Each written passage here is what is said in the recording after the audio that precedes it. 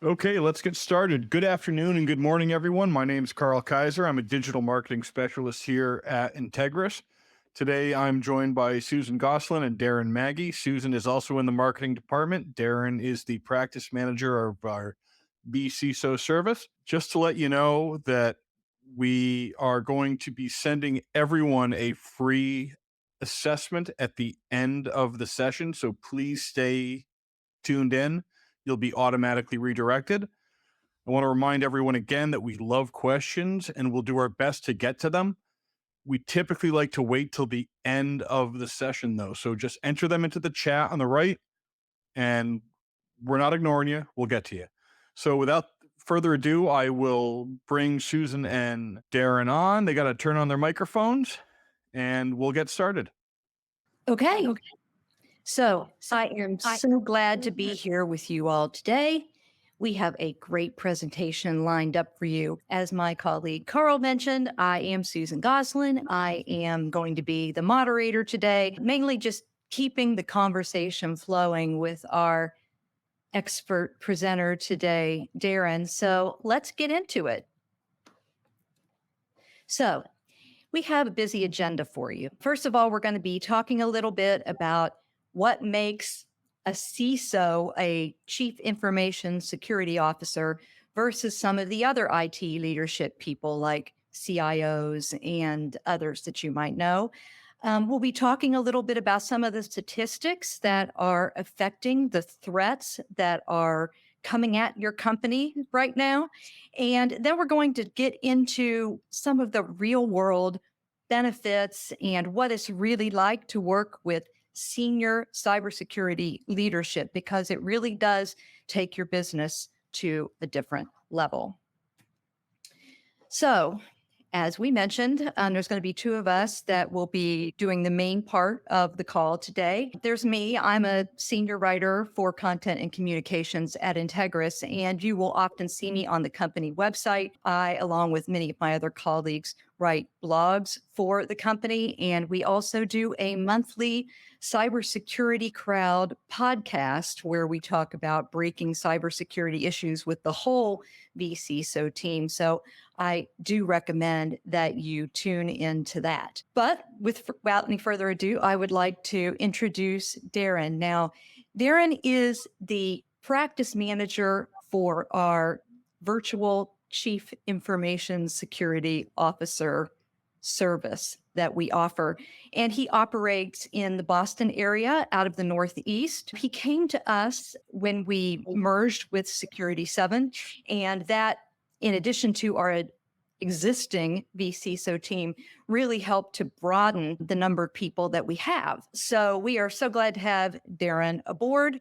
And Darren, at this point, I would like to turn the reins over to you and let you hit us with some of that great wisdom. Thank you, Susan. So good morning, afternoon, or evening to all of you folks out there. Really appreciate you making the trip. So first off, one of the things that I want to do, I want to make a quick adjustment to the title of this webinar. I think we can all agree that information security is important. We're actually inundated with this fact nonstop. So we're going to make a slight adjustment and append the title, the word leadership. So welcome to the Importance of Information Security Leadership webinar. For any of you certified folks out there, don't try to double dip on CPEs. So, okay, without further ado, we're going to jump right into this.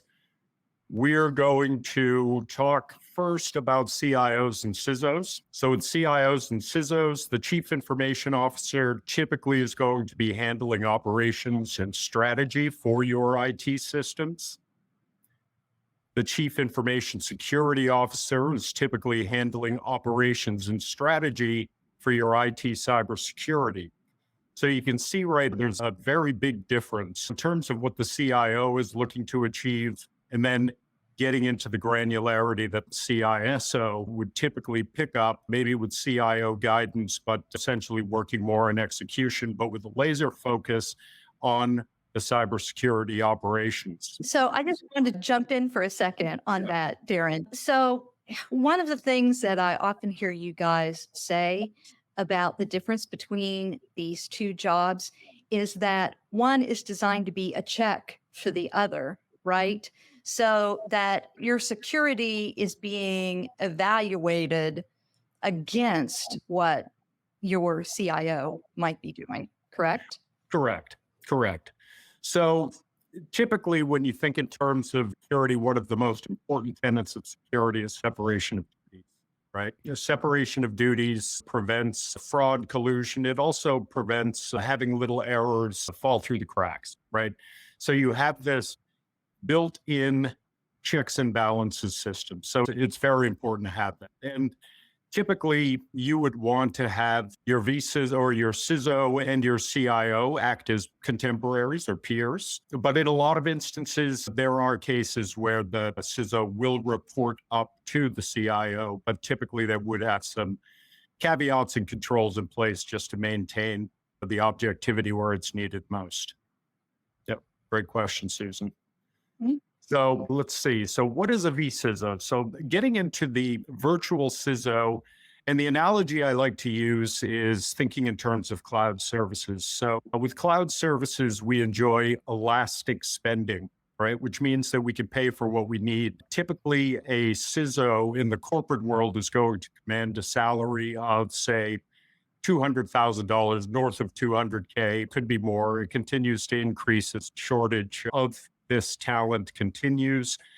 But the virtual CISO is purposefully designed to provide organizations that may not need as much of that care and feeding, or simply just cannot support that salary with the same high level of security leadership to guide the formalization of their security program. It's really just a different way of accommodating a need that exists in the market. All organizations need security leadership. Unfortunately, as it stands right now, it's larger businesses that are able to afford somebody like.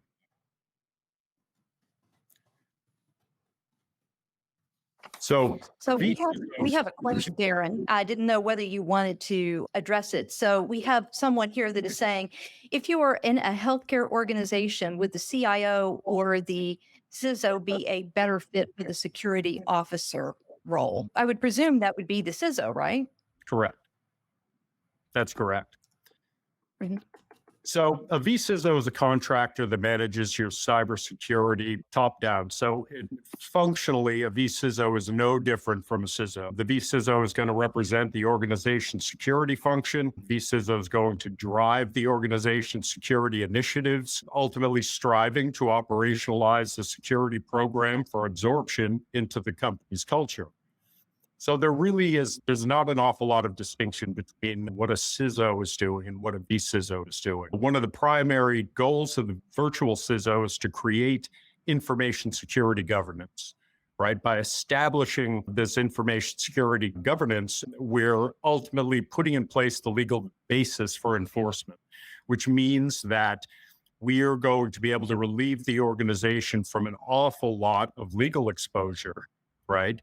And we are ultimately placing that accountability back on the individual, the endpoint, right? The person or persons that may have violated a policy, for instance, right? So we want to make sure that not only are the endpoints acknowledging the security program, but they're also being held accountable to the security program as well. So ultimately, that's what governance is in security. And I think a lot of folks get a little confused on that point. Another objective of the vCISO is knowledge transfer, right? So as we're building out these security programs, we constantly need to keep the knowledge transfer moving so that the endpoints of the clients are ultimately able to not only understand the program itself, but understand how to measure it to make sure that it's performing the way it was intended to perform, and make sure that they can continue with the care and feeding of it, any of the continuous development, monitoring, right? Things along those lines. And ultimately, by doing these activities, it prevents the program from becoming stale and losing purpose over time. So if you have a document set and you're not updating that document set on an as needed basis and consistently breathing life into it, right? it is going to lose an awful lot of its importance over time. So that's one of the key areas here. When we build security programs, we have to build them with sustainability in mind. Otherwise, it doesn't make a real good investment for the client, right? It just proves to be a pretty poor use of time overall. Okay. But do you need one? I think so. So, yeah, you need having information security leadership is extremely important. It's extremely important because we're in this constantly changing regulatory landscape. The threat landscape continues to change. So information security leadership, right? Having a person that is accountable for leading that effort is exceedingly important. When you think in terms of the statistics that we're seeing, I mean, let's face it, the statistics that we're looking at on the screen right now, they come out typically the end of each and every year, and they're always higher. They're pretty sobering, right? Overall. And the associated costs that continue to increase exponentially along with the numbers increase. So we're functioning in a very complex threat environment. Essentially, we have cyber criminals that are operating beyond our borders. The evidence is evaporating by nature. The technology is advancing in many cases too rapidly to keep pace with, and the laws are advancing too slowly to help. So when you add to that the dynamic regulatory environment, mounting mandates, frameworks, and penalties, it's really easy to fall behind. So having somebody that is constantly keeping an eye on your security program, making sure that your security program continues to adapt with the context of your organization, you really can't replace that. It's common for organizations, particularly in the small, medium business market, to appoint a tenured IT team member to essentially lead security internally. And if that individual lacks security experience, or if they lack knowledge of the methodologies, principles, techniques that are typically used in pursuit of a security program, more often than not, all that company has really succeeded in doing is creating an additional vulnerability, right? So it's really important to make sure that you have qualified people that are leading the charge on your behalf, because we understand how the control families work together. We understand how to delineate in terms of the context of your business, what makes your business commercially viable, how is that going to impact the standard or the implementation of a framework? What are those impacts going to be? I've been doing this work for 27 years at this point, and I've never seen two clients that were the same, either culturally or in terms of the program that they had in place. And I've never seen two organizations the same, which means that each of the vCISOs on the vCISO team has to approach the clients in a very unique and individual way in order to make sure that the program is going to be put in according to what is going to benefit the client most. So we can see on this slide, let's see, 52% increase in cyber attacks. That's over 2022. And let's see, the average number of weekly cyber attacks for U.S. organizations has increased to 1,400. And all of these come out of the Checkpoint blog. So. I'd like to jump in at this point because we have a question here. First of all, I can't help myself. All right. I'm in marketing, and sometimes I just got to do a shameless plug. Right. So first of all, when we talk about having a chief information security officer, we're talking about someone that is highly qualified for this task. So you take someone like Darren, for instance, he has a CISSP certification. Those are extremely rare and difficult to get. And so when companies are out there looking to fill this security role, they're often in a really hard spot trying to find the right talent to fill that role. And particularly if you are a smaller company, you're thinking, this is just, I could never afford to have someone like this on staff full time. So services like ours are cropping up to make this scalable and doable for companies, whether you're a small company that has a high regulatory burden, like a healthcare company, or you are a larger mid-market type company that just needs a consultant to come in and augment what your existing IT staff is offering you. So that is an important part of it. Now, we also have a question here about what are they defining as a cyber attack? The way I'm reading this report is that every phishing attempt, every time a hacker is knocking and making an attempt at your company, if you've got cybersecurity tools that are doing filtering and monitoring, this is the number of things they might be catching over the course of a week. Do I have that right, Darren? Yeah, I mean, there's a lot of different ways to interpret that. Typically, it's in terms of like the definition of an incident, right? An incident or a security incident being any contravention to confidentiality, integrity, or availability. I mean, I'm sure that there are some variables involved in that number, but we do know that even scanning, right? When you think in terms of scanning activity, that's typical for an organization. So, if you think of somebody sitting in the parking lot just running random scans, I mean, people are getting poked and prodded just nonstop. Well, ultimately, the game for these threat actors is really to find somebody that's got a relatively porous exterior, right? And then, if they can get in, they can get in. It's a time is money game for them as well. Okay, well, let's move on to the next then. More statistics here. So let's see, 55% of ransomware attacks businesses fewer than 100 employees. An interesting statistic, and again, sobering, and this isn't not trying to instill fear in anybody, but statistically speaking, small businesses that suffer a breach, 66% of those businesses typically go out of business after the fact. They're just not able to recover from the breach. Or there's other factors. But a lot of cases, post-breach organizations find it really hard to regain the cyber liability coverage, right? Being able to pass the sniff test in some of those pursuits. So let's see, 75% of attacks targeted companies making less than $50 million in revenue. So when you think in terms of the buyer behavior that dictates that I am too small to be attacked, that is just completely untrue and also supported by the third-party breach statistics that exist, where 72% of breaches really stemmed from a breach that was further down in the supply chain, right? That there's an awful lot of activity going on right now just in terms of trying to protect that supply chain. A lot of these threat actors know that if they're able to get into a subcontractor of a larger entity, that they can Shawshank their way once they gain entry into the larger organization, right? And then they can ultimately get their hands on whatever they're looking for, intellectual property, confidential information, what have you. So a lot of people envision hackers as evil masterminds lurking in dark rooms that are lit by glowing monitors, anxiously planning their next attack. And that's just really not the case. Oftentimes, folks you need to worry about could be an inspired 12-year-old with an internet connection and free scanning software that they downloaded off the internet.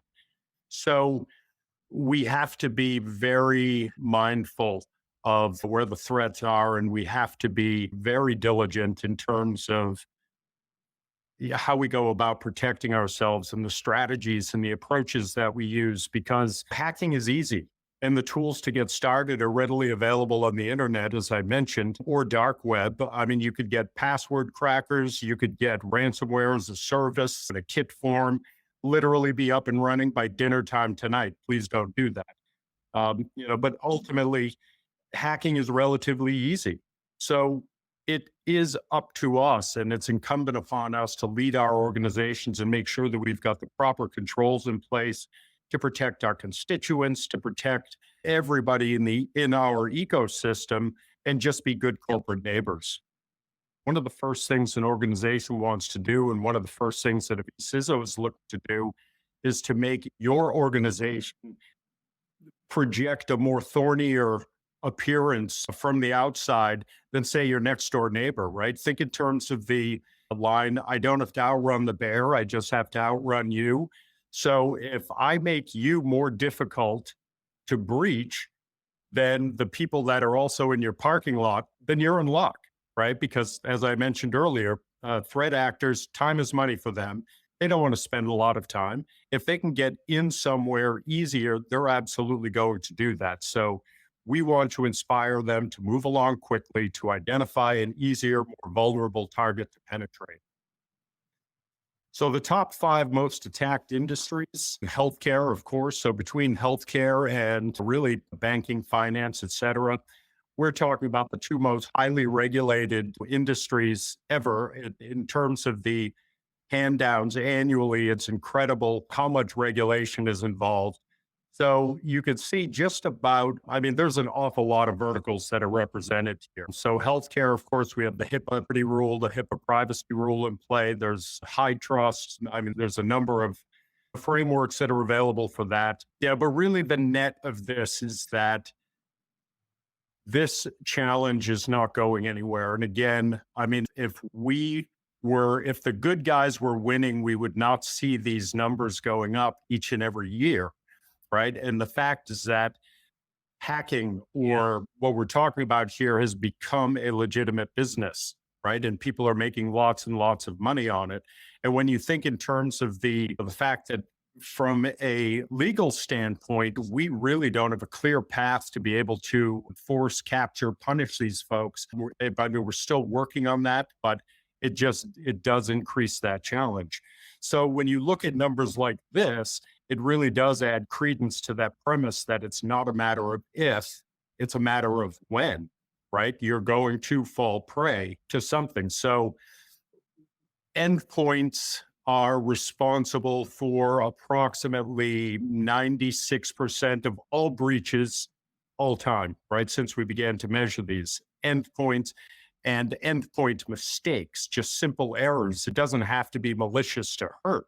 So when you think in terms of an endpoint, right, 96% that's pretty close to a perfect score, right? So not only do we need to make our endpoints little human firewalls and teach them what to do, what not to do, but we need to make sure that messaging is carried consistently across the entire fabric of the enterprise so that everybody's doing the same thing the same way, time and time again.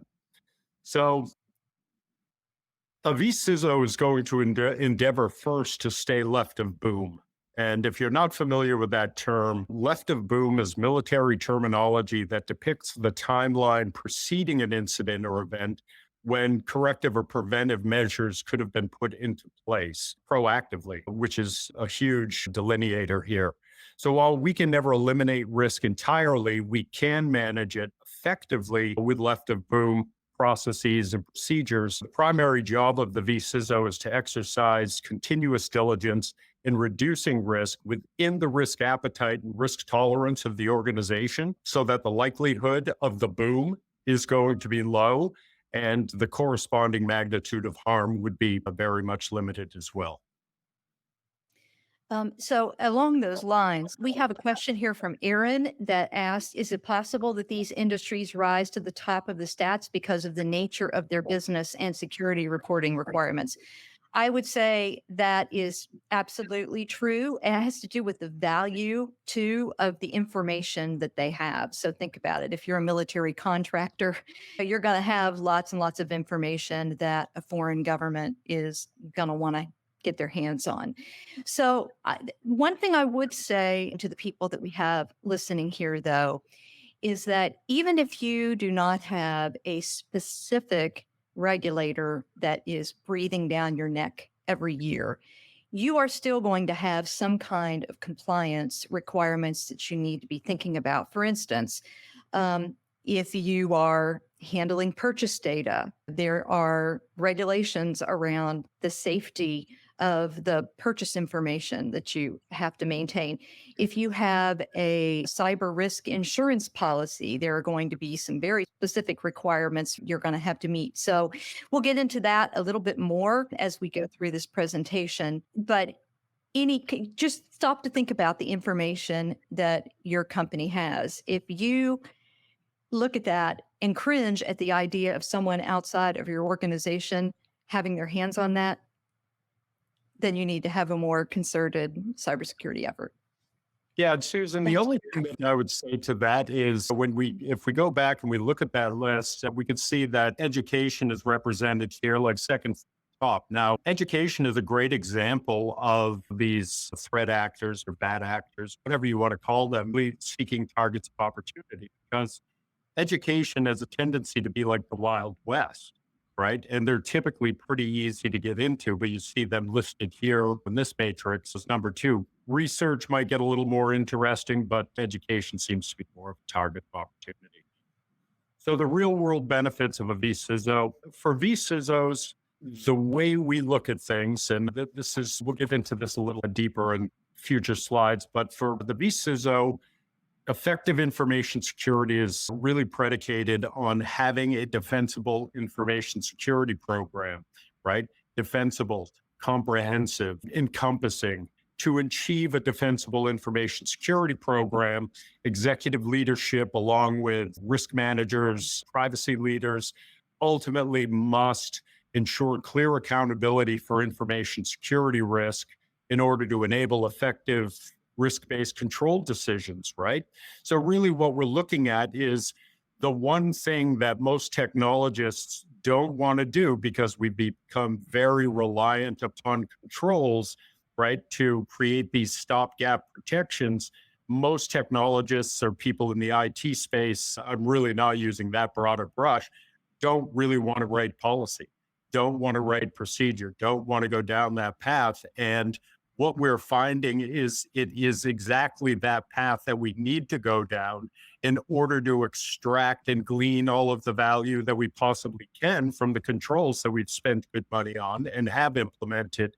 Now we can actually take those controls, we can fold them in with the managerial and operational controls that we would put in place, and we can operate all of them simultaneously, right? So having this comprehensive security program that reflects the unique context of the organization. We design the information program based on our ability to adapt to a changing regulatory landscape, sizing things like continuous improvement, right? Making sure that the maintenance and the monitoring components are in place, that we've got appropriate measurement in place. Something you had mentioned earlier when you were talking about vCISOs earlier, or even CISOs in general, Susan, was qualification. So above and beyond the technical qualifications, right, or the information security wherewithal, there also has to be a pretty solid business acumen present as well. And the reason for that is that one of the key jobs that a vCISO has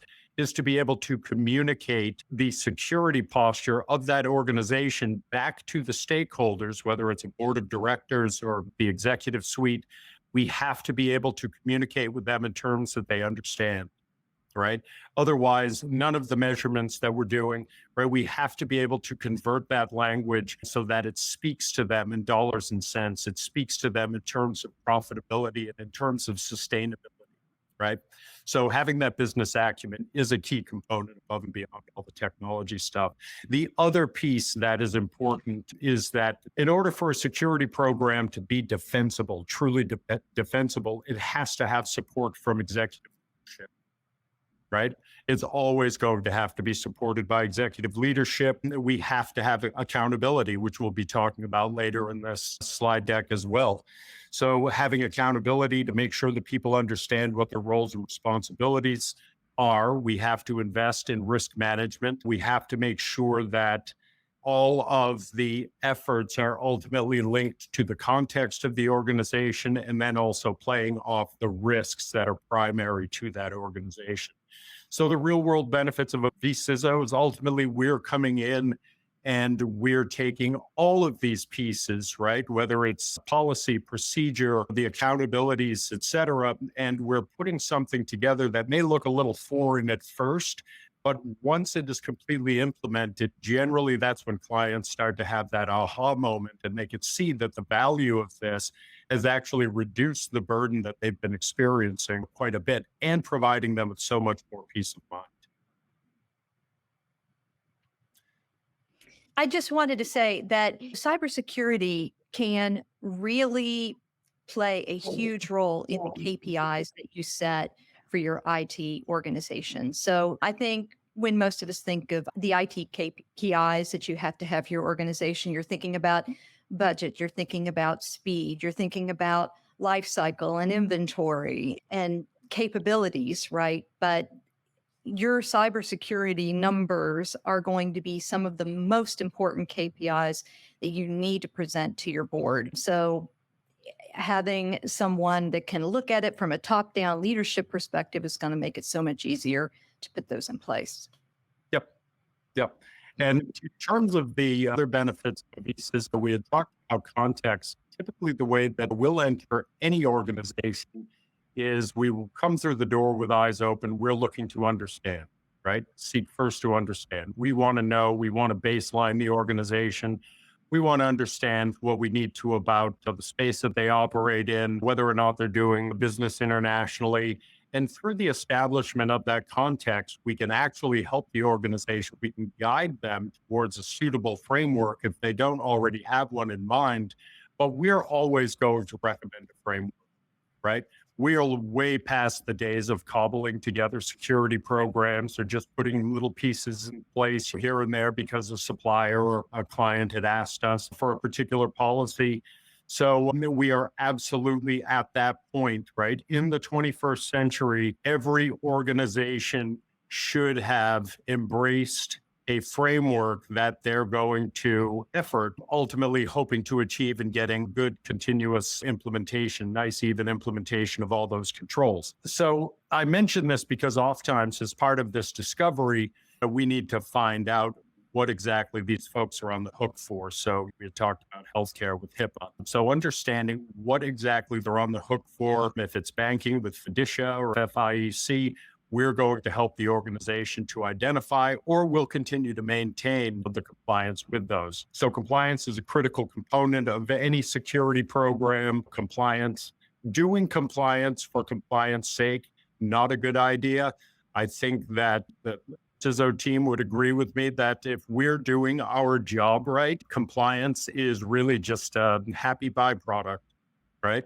So if we're putting everything in place that we need to, and we're mindful of the requirements and everything that, that needs to be taken care of, once we finish that job, right, we are going to conform with that standard because we've done everything right along the way, capturing evidence, everything else that we need to in order to document adherence.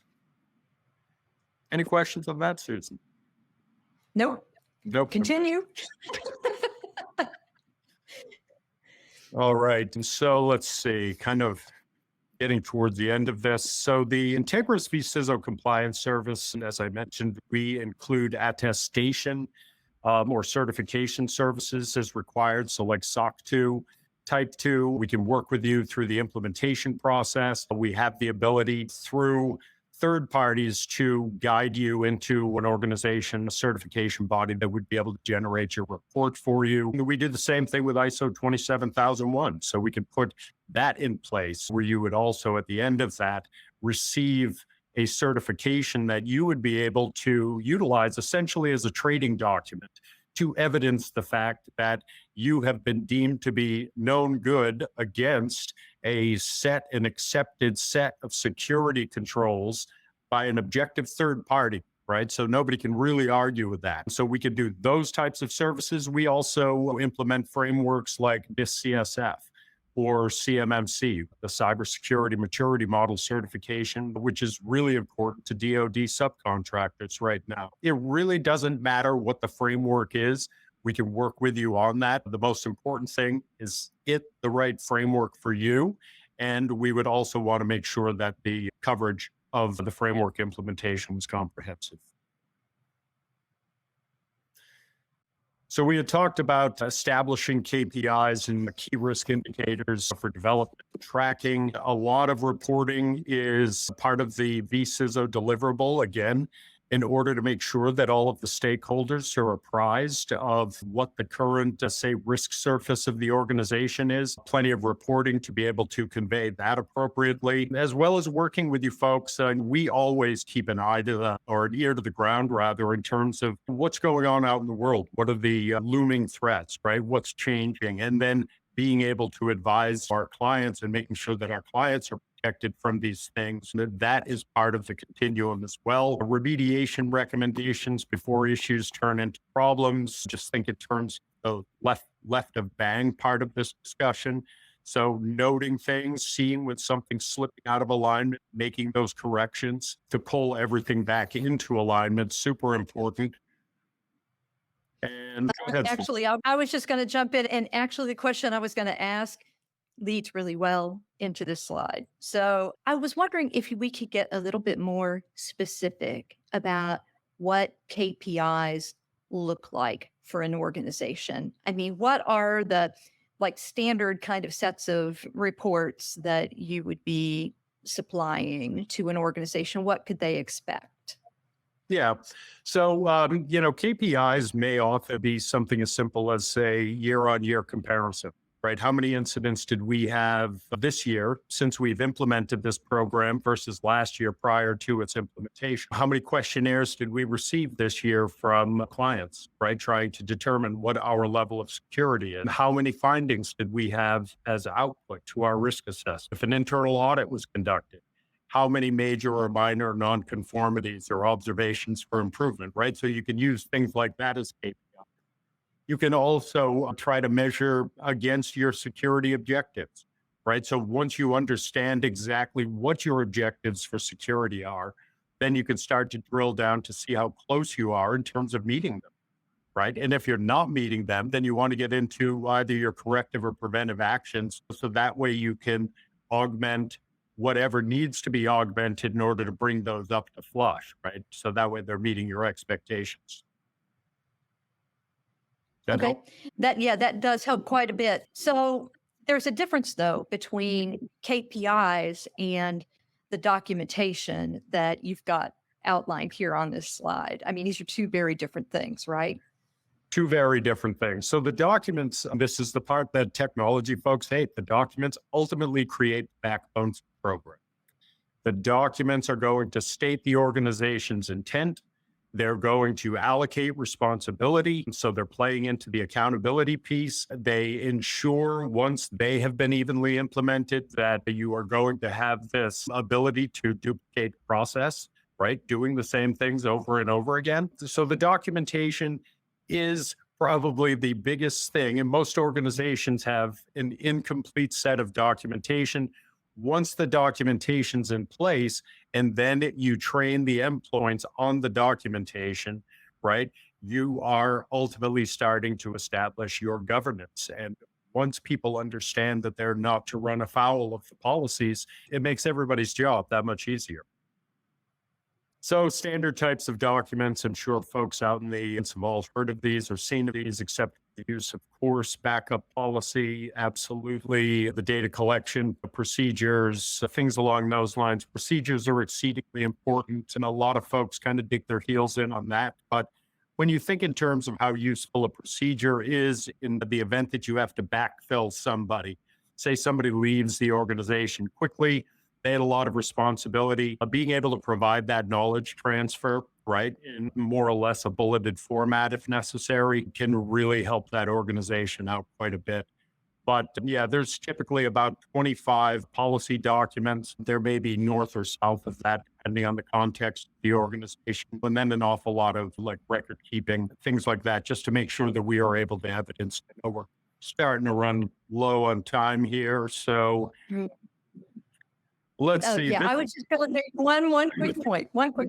Go ahead. Okay, so just keep in mind that the documentation is there not just for your IT department, but so that your IT department can work well with the whole rest of your organization when the worst happens. So if you have a disaster recovery situation, not only do your IT people need to know what's going on with your backups and how they work and how to deal with that, but your larger organization also needs to know what's going on. So you have your communications people that need to let all your employees know, all your clients know. And so there's a whole structure that needs to be built around that is just much larger than the IT. Anyway, back to you. So on this slide, if you take a look at the bullets, and this is kind of a sobering statistic as well. So in a recent study by CISO magazine, they had determined that only 10% of organizations know where all of their customer vendor contracts are located. And of that 10%, 4% knew what was in them.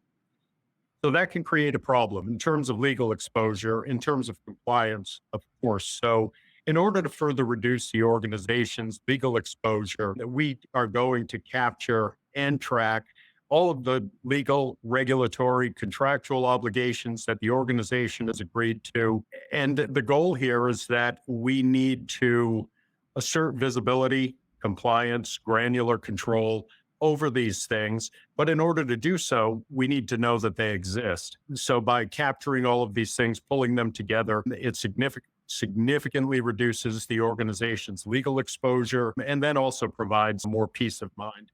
Typically, when I introduce this, my ears ring for about 10 days because clients they don't really want to get into this, but they're all very happy after the fact. There's a couple of those areas during program deployment that people could be unfamiliar with. But again, if you trust the process, you get the controls in place and you are going to really evangelize the program. And if you wait around, you're going to get all of the benefits of that program in a very short order. It doesn't take a long time for that to bubble up to the top. Okay. All right. So this is typically the vCISO timeline. We had talked a little bit about establishing baseline at step one. So we do that using a self-assessment questionnaire. Then we proof what we see on the questionnaire, combining site visits with interview questions, really just seeking to gain clarity. So that way we understand exactly what is in the organization today. We typically like to set up a client steering committee right off the bat. That's very helpful because it's also going to lubricate communication internally.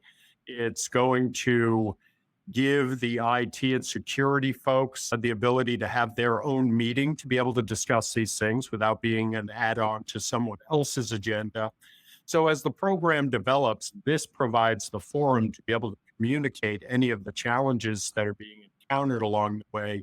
So that way we can drive them down. We can also continue with our communication with the C-suite. We can actually start to prep folks for any budgetary requirements that are coming down the road as part of the remediation roadmap. Step two, getting controls set in place, putting new tools in place, role setting. And bear in mind that these steps are really loose guidelines because ultimately, again, going back to my having never seen two organizations that were the same in nearly 3 decades, this process tends to be very iterative, right? There's going to be hot fires that pop up. So it's definitely an interesting space to work in. Let's see. And in closing, before we get to questions, ultimately, just to kind of recap what I said earlier, throwing more security tools at the problem and hoping for a different result is really not getting us anywhere. If the continued rise in the number of breaches is any indicator, we need a different approach. And the approach that we need is going to balance current appetite for security tools with a strategic plan. So that's good. A strategic plan that empowers the IT security team, the C-suite, the board of directors, essentially to make better decisions and gain confidence in the security posture.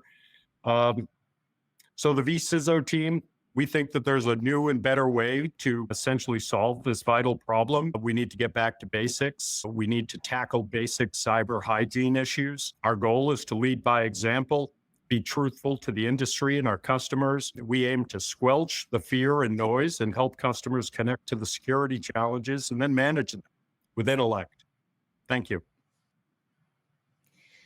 All right, so we have the end of our presentation now. So we're opening the floor for more questions. We answered most of them that were up during the presentation. Does anyone have any further questions that they would like Darren to answer? And, will we get a copy of this slide deck? Yes, absolutely. We can do that. Just let us know. We will be sending out follow-up emails after this presentation, which will also have a link to the presentation. Thank you for all the kind words. I do have one question for you while we're waiting to see if any more scroll up here. When it comes time to create an estimate for a client, what are some of the things that you all use to figure out how they get billed, how that's structured? How's that work? Yeah, and that's a great question. So a lot of it depends on what's in place already. right? So generally during a scoping call, we will ask many questions about the environment that's in place. We'll talk about the controls that are in place. We'll get a bead on what kind of documentation, if any, is in place, as well as some compliance requirements, right? Any of the regulatory requirements that need to be met. So the level of effort is typically going to be, we'll arrive at that based on a combination of previous indicators, right? As well as just an overall look at the complexity. How much care and feeding does the organization need responsibly, right? So depending on how highly regulated they are, it's going to change, right? So we want to provide as much guidance and we want to be able to provide as much handholding as absolutely necessary, again, based on the context of that organization. So banking, healthcare, anybody that is in, let's say, any critical or grid related work, right? So based on the criticality, it's like the level of effort is going to go up, typically. So we have a question here from Matt. Earlier, it was said that CIO and CISOs are peers that do checks and balances against each other. How do the CIOs and the CISOs work in this regard through Integris? So I do want to point out that CISO services are available a la carte and also as part of overall managed service programs that we do for clients where we're handling all their IT. Would you like to elaborate on that, Darren? Yeah, so in terms of how the vCIOs and the vCISOs at Integris work, we will communicate, of course, but the ultimate goal is that the vCIO is going to operate in his or her domain. The vCISO is going to operate in his or her domain. There are some areas where, of course, we're going to cross paths. We're going to communicate effectively about that, but really the key thing that we want to maintain and keep in place is objectivity. Well, great. Well, we are running right up on time. So with that, I am going to close out this presentation. For all of you who have signed up, we will be providing emails with follow-ups and more information about what you've heard today. Thank you so much for joining us. And please check out our cybersecurity blogs and podcasts. We're on YouTube and also on our website. Have a great afternoon, everybody. Thank you.